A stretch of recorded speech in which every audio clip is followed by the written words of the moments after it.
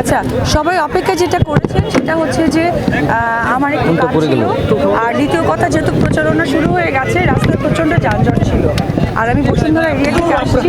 আমি আসলে যানজটের কারণে কিছুটা আমার ঘাটতি হয়েছে, আর আমার ছোট্ট একটা বড় ইম্পর্টেন্ট কাজ ছিল, যেটাকে ব্যাংকিং কাজ ছিল, যেটার জন্য আমাকে ওই সময়টা দিতে হয়েছে, যেটা আমার জানা ছিল না গতকালকে। তার জন্য আসলে আপনাদের কাছে আন্তরিকভাবে দুঃখিত। প্রথমত কথা, ফেরদৌস ভাই বাংলা চলচ্চিত্রের একজন সুনামধন্য আর্টিস্ট। উনি ওনার দক্ষতা দিয়ে, ভালোবাসা দিয়ে আপনাদের সকলের খুব কাছের মানুষ হয়ে উঠতে পেরেছে। এখন সেই জায়গা থেকে উনি এখন জনগণের কাছে মানুষ হচ্ছে। একটা টিভি দিয়ে জনগণের কাছে ছিলেন, এখন আসলে ঘরে ঘরে গিয়ে জনগণের মানুষ হবেন। আমাদের আর্টিস্টদের কিন্তু আসলে জনগণের কাছেই যেতে হয়। আমরা যখন স্টেজ পারফর্ম করি, জনগণের কাছে যেতে হয়। আমরা যখন টিভিতে কোনো প্রোগ্রাম হয়, জনগণ সেটা দেখে।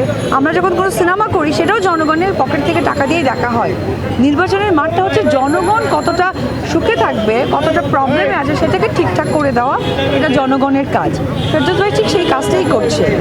যেখানে টিভিতে ওনাকে দেখেছেন, আপনারা দেখেছেন যে ফেরদৌস ভাই স্টেজ পারফর্ম করেছেন, একটা এলাকা ভিত্তিক লোক দেখেছে। আজকে একদম যেটা মানে নেতৃত্বের জায়গা থেকে বলে, সঠিক পর্যালোচনাও বলে, সেটা ফেরদৌস ভাই করছেন। আর তার প্রচারণা আমি বলবো না, আমি বলবো যে এত বছর ভাইয়ার সাথে আমি কাজ করেছি, অসম্ভব আমাকে স্নেহ করেন। আমার দায়িত্ব হয়েছে যে ভাইয়ার এই সময় আমার এসে ভাইয়ার সম্পর্কে যে জিনিসটা আমরা কাছে থেকে জেনেছি, জনগণ তো এখনো জানতে পারে। জনগণকে জানানোর দায়িত্ব কিন্তু কাছের মানুষের, কাছের মানুষ হয়ে ভাইয়ার সেটা জানাতে আমি এসেছি। আমিও কলিগ কাম ফ্যামিলি মেম্বার এবং বোন, সুতরাং আমি আমার জায়গা থেকে সেই জায়গা থেকে একটা কথা বলবো যে এটা খুবই ভালো লাগার একটি কাজ। কারণ মাননীয় প্রধানমন্ত্রী আপনারা সকলেই জানেন যে উনি কিন্তু আমাদের চলচ্চিত্র বান্ধব। আমাদের অনুদান থেকে শুরু করে, আমাদের সিনেমা হল থেকে শুরু করে, ডিজিটাল থেকে শুরু করে, এবং আমাদের অনেক সময় আর্থিক সংকটে অনেক আর্টিস্ট থাকেন, সেইখান থেকে শুরু করে সব সময় কিন্তু আমাদের মাননীয় প্রধানমন্ত্রী কিন্তু সাপোর্ট দিয়ে যায়।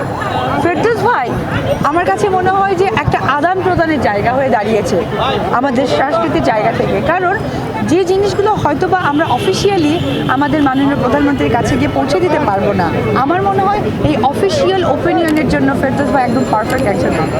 আমি গত বছরের নির্বাচনের থেকে আমি আসলে আপনারা দেখতে পাচ্ছেন নির্বাচনী প্রচারণায় আমি আছি, এবং আমি মনে প্রাণে আওয়ামী লীগ কর্মী, এটা আমি মানি।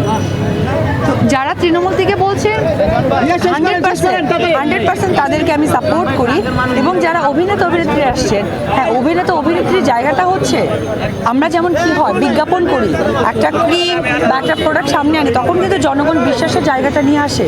তো সেই জায়গা থেকে ফেরদৌস ভাই তার এত বছরের কেরিয়ার থেকে সমস্ত মানুষের কাছে না একটা বিশ্বাসের জায়গাটা তৈরি করেছে। বিগত দিনে যে মানুষকে আমরা হারিয়েছি, আমাদের ফারুক ভাই, তার প্রচারণাও কিন্তু আমি গিয়েছিলাম, ফেরদৌস ভাই গিয়েছিল।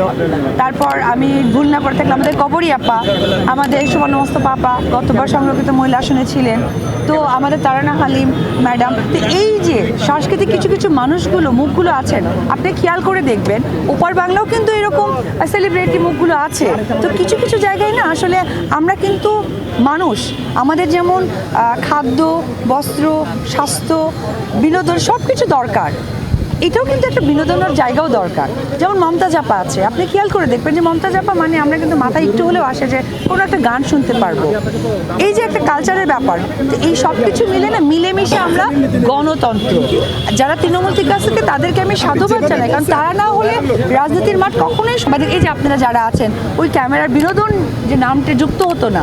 তো সেই জায়গা থেকে আমি বলবো আমরা সবাই এক, ওটা শুধু ভাগ করার কোনো কারণ নেই। আমরা মানুষ, আমরা গণতন্ত্রের মানুষ, আমরা দেশকে এগিয়ে নিয়ে যেতে চাই, এটাই আমাদের স্লোগান হওয়া উচিত। আমি বাড্ডার ভোটার, আমি বাড্ডায় ভোট দিয়ে আমি পরের সময়টুকু, যদি আমি এখানকার ভোটার নয় 10-এর, বাট আমি এখানে আসবো ভাইয়ার জন্য। কারণ হ্যাঁ 10-এর ভোটাররা অনেক এক্সপেন্সিভ ভোটার, যেখানেই থাকবেন প্লিজ ভোট কেন্দ্রে আসবেন, আপনারা পরিচিত হবেন, আমরা পরিচিত হব। এটাই আমাদের কি বলবো, যেটা এক ধরনের মিলন মেলা। ভোট না, আমি বলবো এবারের ভোট যেন হয় মিলন মেলা।